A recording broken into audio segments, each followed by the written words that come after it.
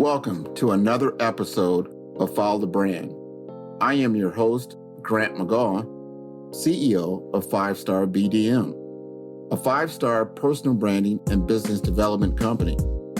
I want to take you on a journey that takes another deep dive into the world of personal branding and business development using compelling personal stories, business conversations, and tips to improve your personal brand. By listening to the Follow the Brand podcast series, you will be able to differentiate yourself from the competition and allow you to build trust with prospective clients and employers. You never get a second chance to make a first impression. Make it one that will set you apart, build trust, and reflect who you are. Developing your 5-star personal brand is a great way to demonstrate your skills and knowledge. If you have any questions for me or my guests, please email me at grant.mcgaugh, spelled M-C-G-A-U-G-H, at 5-star BDM, B for brand, D for development, M for masters.com. Now let's begin with our next 5-star episode on Follow the Brand. Welcome to the Follow Brand Podcast, where we explore the intersections of leadership, innovation, and social impact. I am your host, Grant McGaugh, CEO of 5-Star BDM, where we help you build a 5-star brand that people will follow.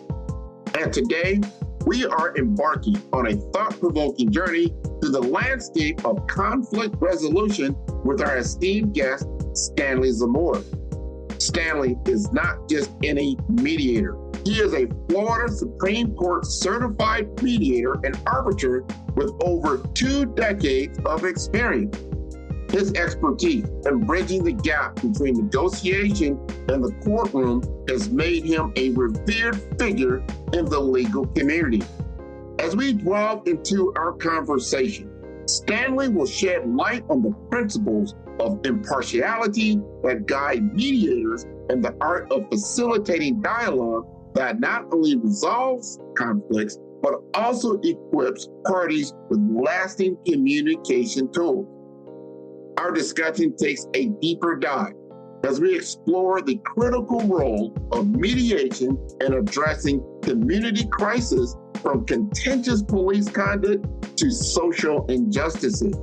Stanley's insight into the emotional intelligence required to navigate these high-stakes situations will highlight empathy's importance in creating lasting solutions.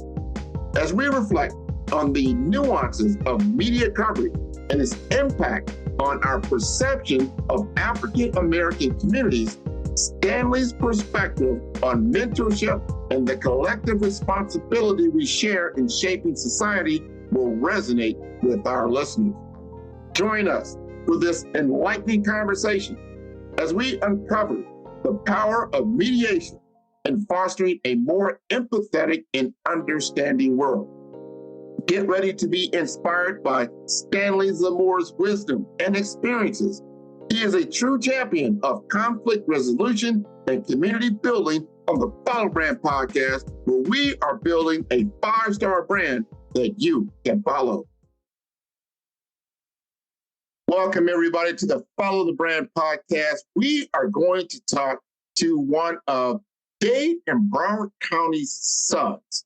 His name is Stanley Zamor. He joined me on the stage here recently during Project 12. We got a chance to know each other and found out we have a mutual, be my friend, his cousin, and Stanley LeCount, who's been on this show in previous episodes. And we really hit it off, and I said, Stan, you got to come on my show. You got to talk about this because he's big into mediation. He is big into conflict resolution, which I find very, very interesting. And I want to educate the audience around these things because it's so important in our community. Stanley, you like to introduce yourself? Good afternoon, good morning, salutations. My name is Stanley Zamor. Florida Supreme Court certified family, county, circuit mediator, Florida Supreme Court approved primary trainer and arbitrator. qualified arbitrator. So I arbitrate throughout the country and throughout all the 20 jurisdictions of Florida, as well as other things. I mean, you just threw it right out. We got to go into that. Just like myself, I'm sure there's a lot of people now that's like, what is a mediator? He's on the Supreme Court for mediation, conflict resolution. That sounds like you're like the referee between two jarring parties, that are trying to get to a different result. Help us understand the business that you're in.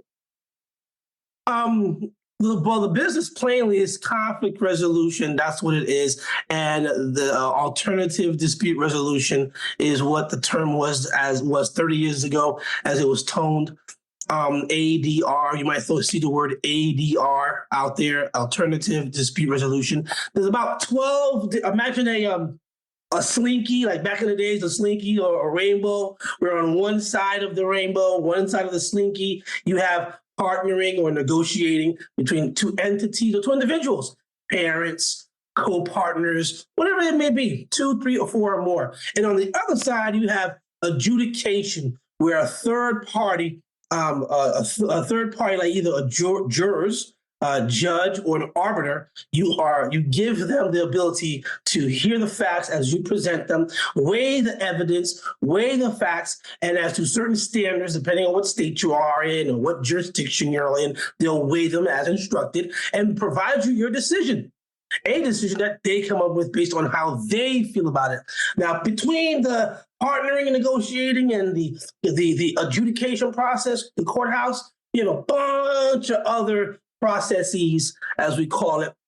Mediation is somewhere right dab in the middle of that. And mediation is what I was drawn to, and that's what it is. So you give a third-party person like myself that's neutral and impartial. Neutral and impartial are two separate different things.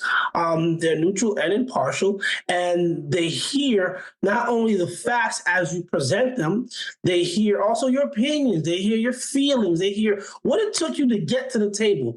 And based on what you say you want, they help craft a decision or a means of action to find a solution that you create. The mediator does not create it. The mediator helps you along the path of creation. So it can be different every time, which has happened a lot. Now, you're talking to both parties, not just one. You're not representing either one. No. You're just listening to everything that's occurring. Now, does that happen? When I think about this, like, wow, because I've been married 12. I probably needed a person like yourself. I'm like, wow, you need somebody like, let me listen to what you're talking about, Grant, and what you're saying. And then go to others say, well, let me hear what you're talking about, what you're saying. And then you listen to both, and then you're like, based on this information, this might be a better path for both parties to mutually benefit. Does that make sense? Yeah, but how about this?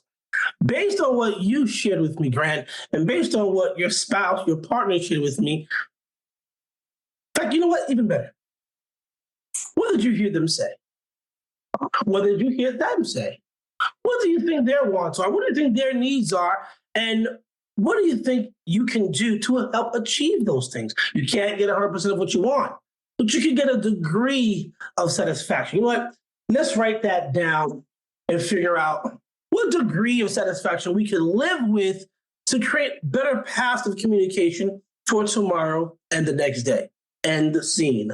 So in other words, I'm not just looking at facts and ideas and feelings.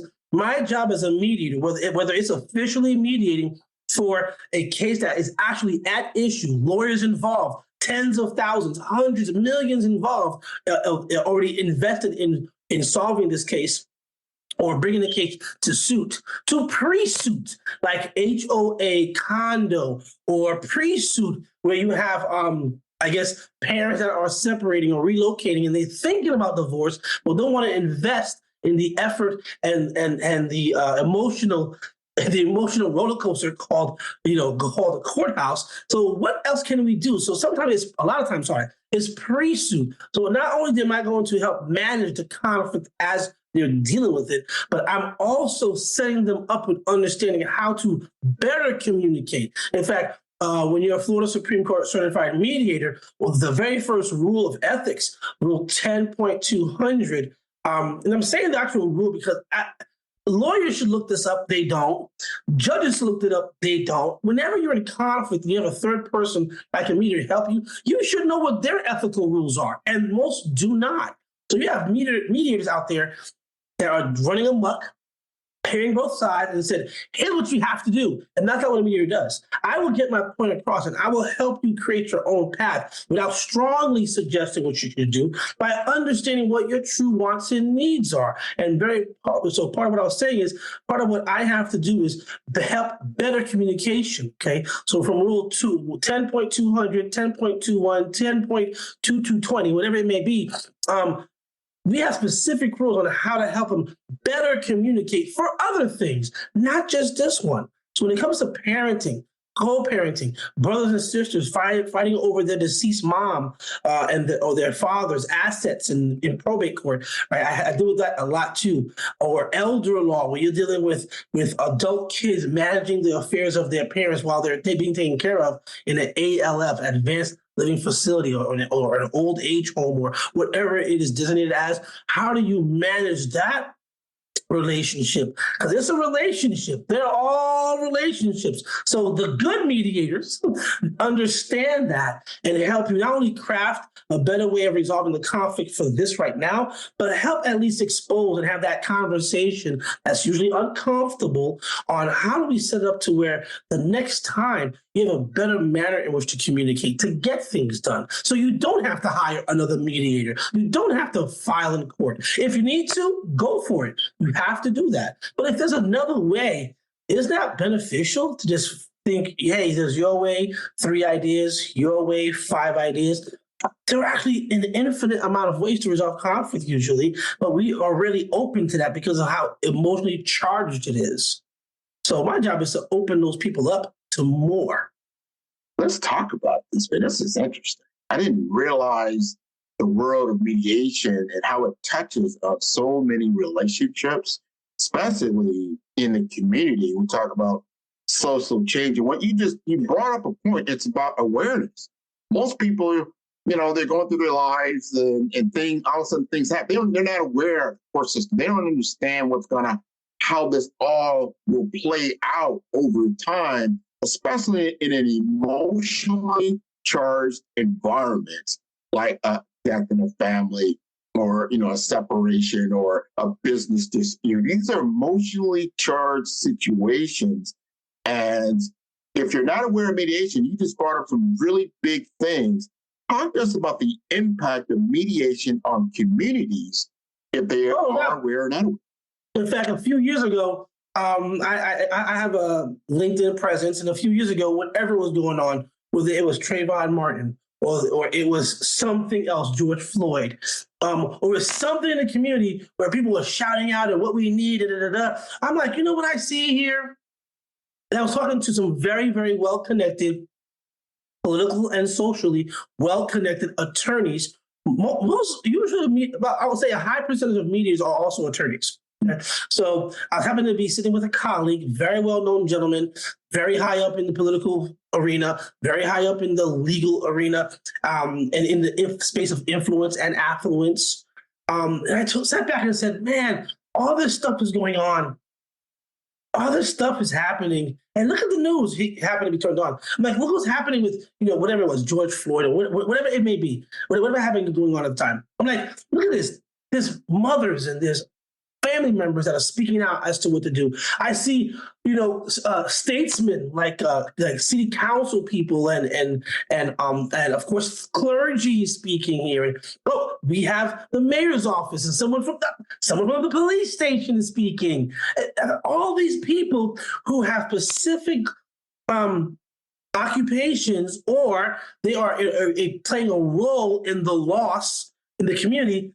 There's no conflict resolution experts. There are no mediators. There are no facilitators. There are no conciliators. Those are just 3 of the other processes of ADR: facilitation, conciliation, mediation, ombudsing, restorative justice. I mean, there's a few. other things within the processes of mediation. But there's none of those people helping bridge these gaps. There's none of the people that are speaking with conflict resolution expertise. Law enforcement are experts about of what they do. Law enforcement, criminal justice, right? Lawyers, criminal justice, the law, clergy, Catholicism, and stuff like that, and other things within the religious sect. Right? Families were just tied to families. Political people like the politicians, politics and policy. No one's talking about conflict resolution experts, those that can come in and say, let me look on the community level how we can meld and bind people to certain things of community. So actually during that time, I did speak to some law enforcement agencies and did a few speeches here and there. And through the ADL, the Anti-Defamation League, and some other organizations, I did speak, and we did do a series of facilitations to law enforcement on how they could better police the community. I have my own program in my mind that I've set up that I'm going to be doing hopefully in the very near future. But it's how we can have better policing, better community policing by understanding. One of the very first things and one of the techniques and skill sets that I don't want to say real mediators, properly trained mediators, mediators trained in conflict resolution, not those trained in political science who then become mediators, right? Conflict resolution trained mediators. There's a lot of skills and techniques that are just different than what adjudication and the law is, a lot of different ones. And one of the ones that we look at is our biases and digging into biases, like implicit bias. So some of the trainings I've done for law enforcement was implicit bias training. When they pull out and that they unfortunately have to protect the community and they have to eliminate a threat or address a threat, what's going through their mind when they're pulling that trigger, they're pulling out that gun? What's going through their mind when they're putting that young man, that young lady, on the ground and their arms are tethered behind them? What's going on when they're starting to, be physical? And what's excessive things happen? When does it stop? What's going on in their mind? What is their connection to those things? And very few look at that when I'm hearing them say, here's what happened in this situation, here's what happened in court. I don't see conflict resolution people being included in the conversation when they should be. So back to what mediation is. Mediation can address some of those things, if not many of those things, not all of it, but many of those things. And a lot of it is understanding a person. I know when I get involved in certain types of cases, this does not apply to all cases, but I do a lot of areas of law. So in one area of law or one area of conflict, let's just say, when I'm dealing with certain individuals where it is emotionally charged, I'll dig into that emotion. I'll elicit more of that emotion. I want all of it like a sponge. Tell me what's going on. I want to be empathetic with you. I want to understand it. So the better I understand is the way maybe I can reframe it and summarize it a certain way and get the other side to understand it. And when people understand where you're coming from, people definitely do change. And remember, we're not 95% rational, right? No, we're 95% emotional. We are emotional beings. And when I hear people, especially lawyers, oh no, we got to keep a business decision. Yeah, you can do that, but before it's a business decision, it's gonna be emotional. And in every area of conflict, even if it's two entities, even if it's corporate, even if it's intellectual property or something like that, there's a level of emotion there too. It may not be a level of emotion for the actual thing we're discussing, but the parties involved in it, the participants involved in it, they do have a level of emotion. You're dealing with human beings here, right? Not just numbers. So when you have those individuals, there is a level of emotion, a degree that a true conflict resolution trained mediator can tap in and help evolve what is that conflict into a solution, sustainable solution that you help them create. Listen, what you said is so important. And I want to bring something to your table because we were just at Project 12. And the reason why Project 12 exists is because, and I'm talking from the aspect of the community, specifically the African American or Black community, and this is all across America, not just in our community here in South Florida, is that there is the perception that the media continuously focuses on intentionally on highlighting Black males in criminal situations on a nightly basis on every news outlet in America without any other, they don't look at any other thing. I don't believe there was a news truck at our Project 12 highlighting 24 individuals. So I'm asking this, if I was looking at you as a mediator, here's the conflict. Conflict is that there's a sector in the community that feels that the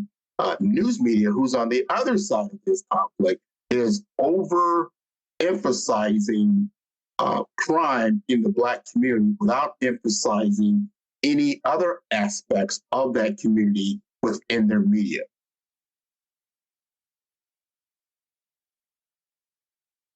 All right, let's go there. I'm not by far saying I'm an expert in media or an expert in how journalists do their job or what happens in social media or but I have been involved in a lot of conversation. I have been involved in creating a dialogue. I have been involved in creating a conversation piece where it was like how certain things have influenced and impacted communities and the world. So I've been in that space before. I'm not going to claim to be an expert now. Had you told me you want to go that route, I would have my numbers with me. I don't have my numbers with me, but it's okay. It's okay. The human dynamic is something that's very interesting, and it's always evolving. Human dynamics, how people behave with one another. Unfortunately, it is different. The way we do communities, the way we do community now is very different than how we did community 100 years ago. The way we did community 1,000 years ago. It just is. It's going to always be evolving and changing when you do little tweaks here and there. Now we are being, human beings are products of their environment, good, bad, or indifferent. And right now we are in an environment where people want more, or being told, they're being told they want more faster. They want more constant. They want more. And I think it started, actually, I did look into this when I was younger. I think it started with certain newspapers, where instead of it being a complete whole newspaper, right? I think it was U.S. Today, I think it was a Washington, D.C. paper. Right on the cover of the paper, it wasn't just that one story and 3 or 4 other stories to look into, go to page 15, go to page whatever. It was a bunch of other things on the bottom. Snippets of other things that might be of interest. And you know what they found out? And there is a study on this. People are more interested in the 15 5-second snippets. They can read real fast. Next one. That evolved into what we see now on TV. In fact, that's what cable news became. Cable news was a joke to networks 30 years ago, 40 years. It was a joke. A channel that is going to be sports all the time, ESPN, garbage, they said. Oh, a channel weather all the time, weather. They laughed at that. Weather network is huge. A news channel that's going to be news all the time, CNN and the others. But what did they do? They would have little stories, boom, boom, boom, boom, and our brains constantly picking things up that we like. And you know what they found out? What we do in our human capacity, which I don't agree with, but it is what it is. We focus on the negative more than on the positive. It just is. It just is. And your brain, when I do these trainings for law enforcement or lawyers or judges or people in the community that want to do conflict resolution better or learn to become a mediator, there's several things that I do to kind of get people's minds to start to broaden. And one thing I ask people, ask yourself this, let me ask you this, Grant, how many thoughts do you think the average person has in one day? Just thoughts. Just thoughts in general? I'll say 3,000. Good number. There's a few research studies out there, and the ones that I've looked at, one was as low as 16,000, One was as high as 60,000. So between 16,000 and 60,000. I was amazed by that. But here's the most amazing part. Of both research studies, some crazy number, like 80% of the thoughts are negative. Here's what else bugged me out. Of the 80% that was negative, 90% was repetitive. So our brain is continually looking for information that it understands and it knows, but also at the same time looking for information it does not know. It does not understand to confirm certain things. Now, I'm not going to go into biases and confirmation bias and all the biases, all the different types of biases that we have in us, but it's true. We are always looking for different things. Our brain, this is not consciously done. It's subconsciously done. You're looking for things that are constantly different. And when you're hearing from media, back to the media thing, when you're hearing from media things, it has to resonate with you. So when you hear, oh my God, father of 3, stay-at-home dad, took kids to school. Instead of saying, okay. But father of 3 found unfortunately deceased while taking kids to school. Father of 3 shot multiple times in front of toddlers on his way. Now we're like, whoa, hey. That's something we don't know. That's something we don't hear. That's something we don't expect. So therefore, we are drawn to it. What do you think is going to happen? I got to take my mom. My cousins. My cousin is a father of 3. Holy smokes. We are going to be drawn to that. And that means money.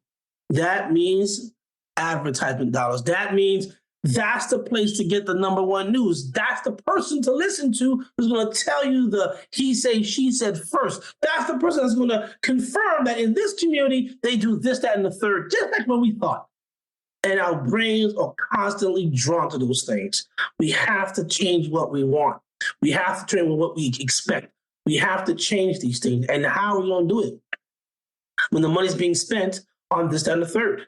How are we going to do it when, guess what? It is not me, it is not you, it is some other forces out there that are saying, hey, listen, this thing here, you're going to love.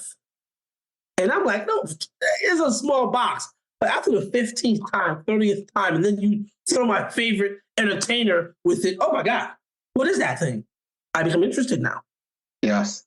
And then it's just a constant process your brain is doing. And I'm going too far into that stuff. So let's just say. No, what you're saying, and we just had this with the government. They brought some of the social media czars that are out there. We said, hey, the platform is attracting, our kids are utilizing, but they're pouring out all this negative emotion. But are we, as a community and as a people, if we are doing this intentionally, that's the point. Maybe it's a propensity for the negative. You know this, people are gravitating to it. Then you're doubling down on it. And now you really bring, because you want the advertising, you want the business, but is it really good for the community? Is it really good for the community? Just like when they cigarette smoke. Cigarette smoking been around for a long time. Ready to elevate your brand with 5-star impact? Welcome to the Funnel Brand Podcast, your gateway to exceptional personal growth and innovative business strategies. Join me as I unveil the insider strategies of industry pioneers and branding experts. Discover how to supercharge your business development, harness the power of AI for growth, and sculpt a personal brand that stands out in the crowd.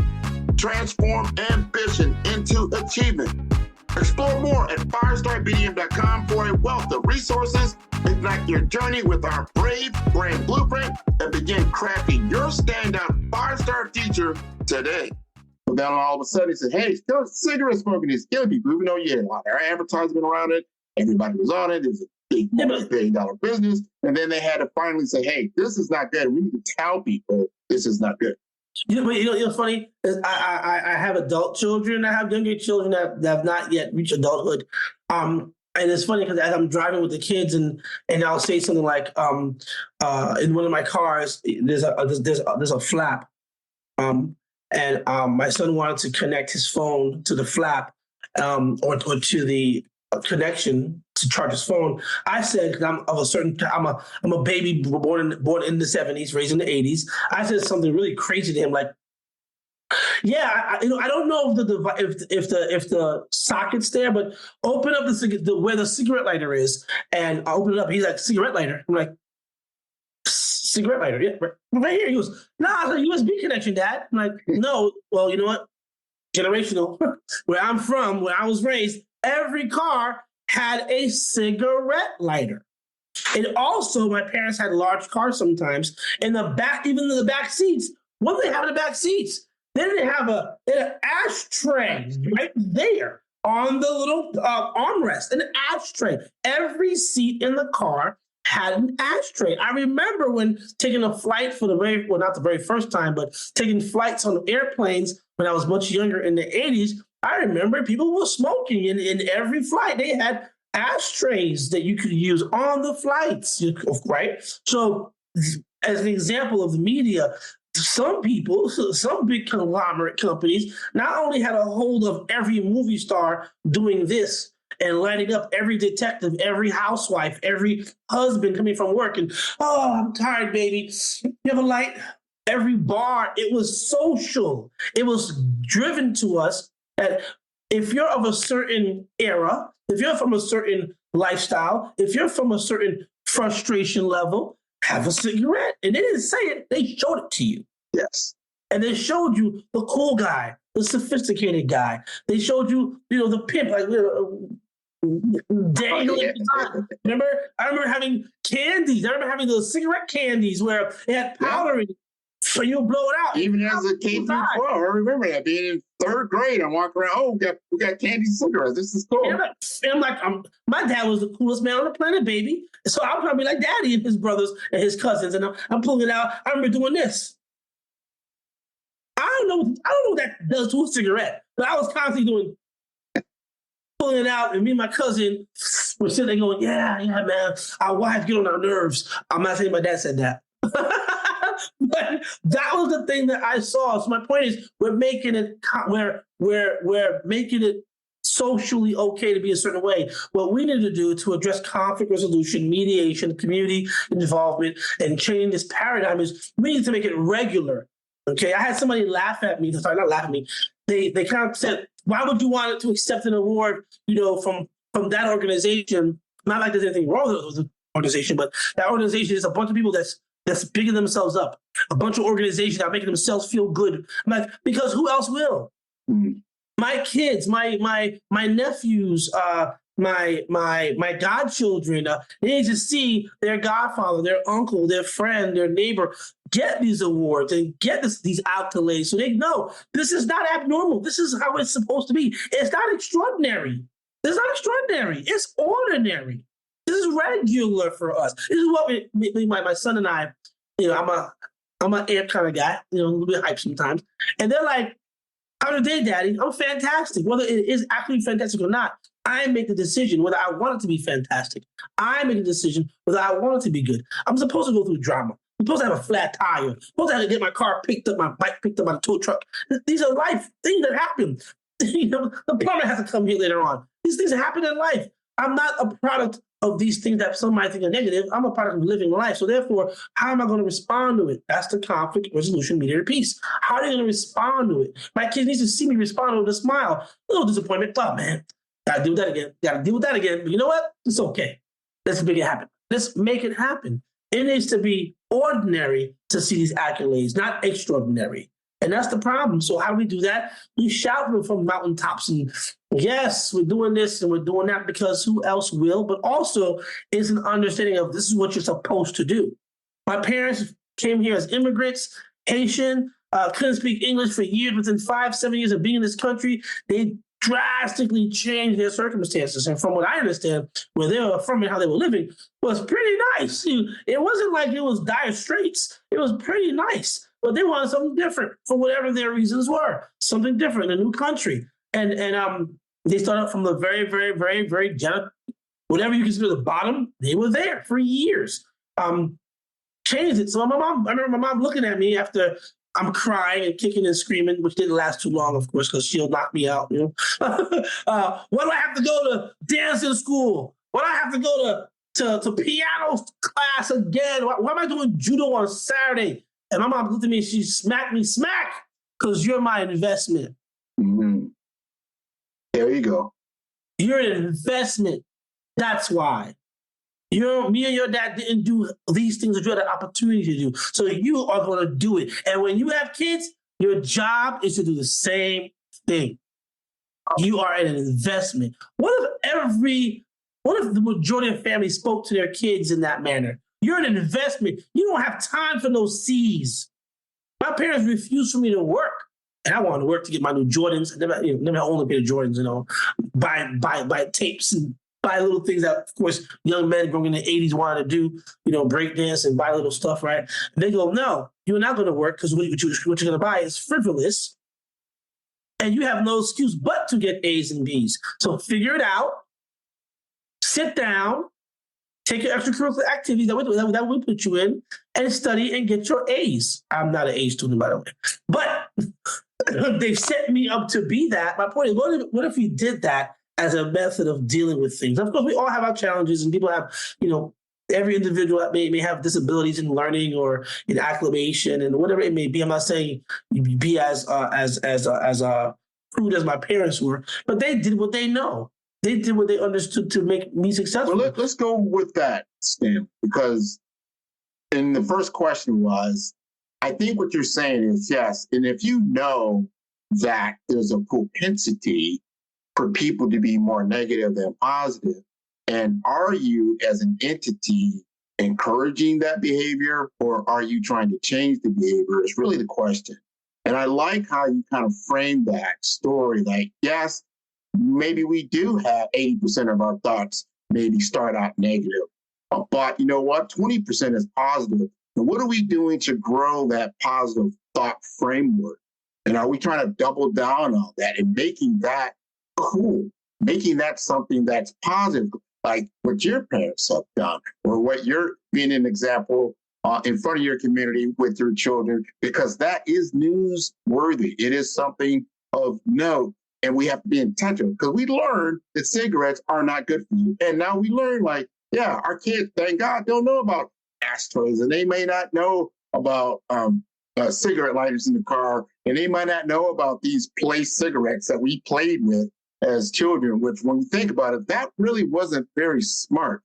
But that's what we did. We had to grow and learn. I think we're growing. It was business smart because, as you know, I was part of that legal community that fought against the firms I worked with were dealing with big tobacco. I'm not going to say which term, but we did do a lot of defense of that as well. And part of the things that big tobacco, or what they call big tobacco, right? They would say in these secret memos, right, was they don't care about this. They're not really focusing on the smoker of today. They're trying to groom the ones coming up. So they already knew. Let me groom the ones coming up to understand societal norms. Let me make them grow up for that. So there's a whole plot, which is why busted big tobacco, which is why everything changed, because of once those things and those memos came out, those intentions that were hidden came out. We're like 40, 50, 60 years, 100 years of tobacco being told, this is what we do, this is how we do it, to there's a business model in place to get our children to start smoking at 15, 16. Sorry, 12, 13, 14, middle school. Well, let's turn it around, Stan, because what you just said is so important. So if there's an intentionality of portraying the image of the Black male in American society in this negative format for generations, wow. And what's that intentionality like? And what do we need to do to change that? Now, I know you can answer that. We only have a few minutes there. And I know you do a column every week there for legacy, some other things. Think about that, because that's big. Yeah, that's going real left to what things could be, should be, what I do. But it's something that I'm involved in, especially as a mentor. I'm part of the 5,000 Role Models of America. I do a lot of, commencement speeches sometimes for different schools or mentorship programs. I have some former high school friends who I still am friends with from high school. And these men and women are now principals and guidance counselors and vice principals in schools throughout South Florida. And they've had me come and participate and give speeches on on various things. But the one thing that I do focus on when it comes to mentorship, a lot of them having mentorship programs, anti-bullying programs, cyberbullying programs, it's your responsibility. In fact, I have a friend, Aston Bright. He had me on a show. I don't even know how long ago, 7 to 8 years ago, but it's on my website. And on the show, he was like, it was about these kids and how these kids are doing bad in the community and who's at fault and how can we make parenting better? I'm like, it's your fault. It's my fault. It's our fault. He's like, how am I to blame living in plantation to some kid who may have gotten a firearm in Chicago? How am I to blame that? I'm like, well, because you have a platform like this. I know who he is. Like, you're all over this country, all over the world with your celebrity friends, with your political charged friends. And what are you speaking about? What are you doing? When you were in Chicago a few years ago, a few months ago, hey, you could have taken time with your celebrity friends and address certain things in those neighborhoods. Go in there and say, hey, listen, guys and gals, it might seem sexy and cool to be a certain way, to do a certain thing, but guess what? It's not, because what you're doing is a pipeline from school to prison, and guess what? You're funding it. They are looking for you. They need you in there. Why are you giving them what they need? What are you doing? And I told him that. He was like, it's not my fault. I'm like, yes, it is. So when I'm in those schools, when I'm in the neighborhood, when I go to the YMCA, if I have an opportunity to tell a young man that may look like me or maybe one that doesn't look like me, I'll say, good job, keep it up. What do you look like in 10 years from now? How are you going to get there? What's going to happen when you're in high school and your friends say, hey, take some of this? Mm-hmm. What are you going to do? How are you going to respond? How cool do you have to be and want to be? And they're like, oh, Mr. Stanley. I'm like, no. I was that kid at 12 years old going up in Queens, taking a bus, and all of a sudden, some other kids come up and say, yo, listen, hey, God, you got to smoke this God because the girls are watching you. And I'm like, girls are watching, and girls are going for those guys that were doing those things, and what am I going to do? Because now I'm peer pressured into doing it. Mm-hmm. It didn't work, by the way. But nonetheless, I was peer pressured heavily. So what are you going to do? How are you going to handle yourself? What type of inner strength do you have in you to say, nah, it's okay. I'm an athlete. I don't know. It's okay. I have a career. No, it's okay. What are you doing to say no? Most of these kids are not. Because guess what? Acceptance, selfies, try to be cute, and they're not given those tools sometimes. So, and back to mediation. As a mediator, once I hear people's conflict, once I hear I do something a little bit different than most lawyers would do, which is like, what's the conflict? What are the facts supporting your conflict? What can you achieve if you were to go to court and win at trial? What does it look like? I go deeper than that. But I'm trying to address, how do we get there? What are your true wants and needs? Not what the law allows for. Because here's the beauty about mediation too, is mediation is not about what the law allows for. It's creating something that you find satisfactory, which is what the law sometimes doesn't even come up with. So we go beyond that. Or you should want to go beyond that and craft something that is really your own, because every situation is different. And I'm sometimes with the same lawyers on both sides. I have sometimes the same plaintiff, same defendant. There's different different circumstances, and things are a little bit different here and here. But it's the same contractual breach of contract that's in front of me. And when we approach it, there's still a relationship. So I go into deeper, like, how can we navigate this conflict so the next one won't be as bad? So I do that deep under the watermark. I say, dive, not just on the surface, beneath the surface. Because I'll tell you, Stanley, this has been, you've answered our question. What is mediation? You've given us examples of it. We've talked about some community issues. We've talked about some things that we shared the stage around our project. Well, this has been wonderful. I think our audience is getting the understanding about what we need to do as a community for some of these other issues. Like, we have to take a stand because there are entities out there that benefit from some of these negative intentional advertisements that are out there to get you to do certain things. And just like with the cigarette world, you know what? Somebody takes a stand and it changes. Kudos to CVS for saying, you know what? I'm not going to sell cigarettes. But that's just one aspect. I'd like to say, you know what?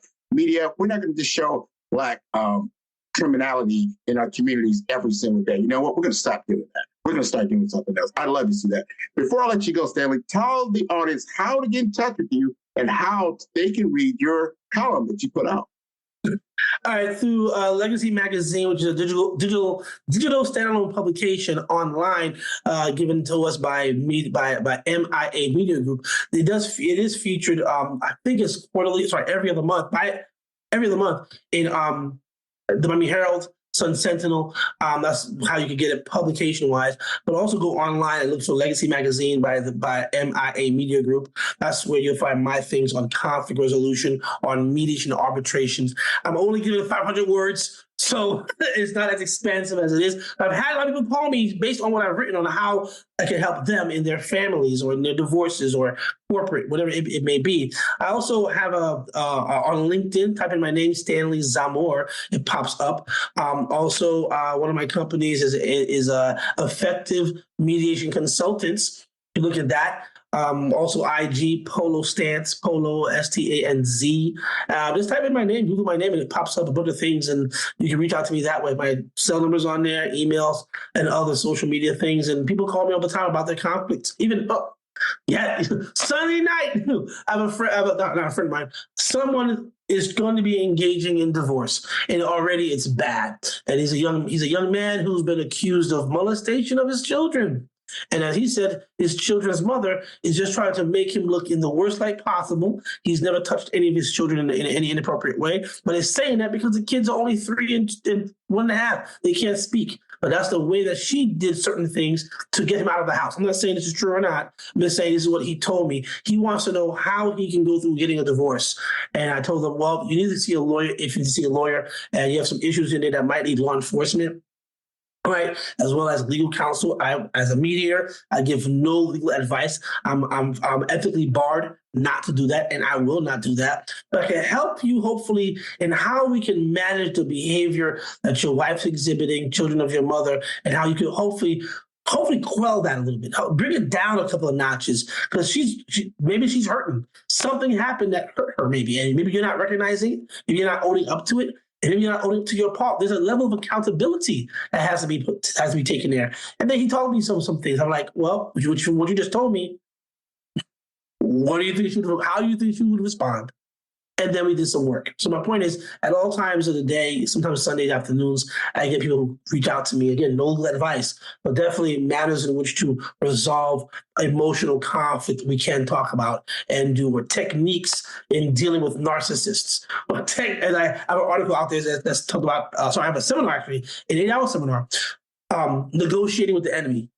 How do you negotiate with those that you consider your enemy or your adversary or the ops, as they say in the young world today, right? How do you navigate conflict with the ops? And there are techniques. So that's how they can reach out to me, and hopefully I can help some people at least change the mindset a little bit and the approach and get things done. That's what it's about. That's what it's about. It's about changing the narrative. This has been wonderful. I encourage your entire audience to tune into all the episodes on Follow Brand. They can do so at the number 5. That's star, that's BDM, that's B for brand, E for development, infomasters.com. Stanley, you have been dropping knowledge, wisdom, and insight all episode long, and I thank you for being a guest on the Follow Brand Show. Thank you very much. Thank you. Thanks for joining us on the Follow Brand Podcast. Big thanks to Full Effect Productions for their incredible support on each and every episode. Now the journey continues on our YouTube channel, Follow Brand TV series. Dive into exclusive interviews, extended content, and bonus insights that will fuel your success. Subscribe now and be a part of our growing community, sharing and learning together. Explore, engage, and elevate at Follow Brand TV series on YouTube. Stay connected, stay inspired. Till next time, we will continue building a 5-star brand that you can follow.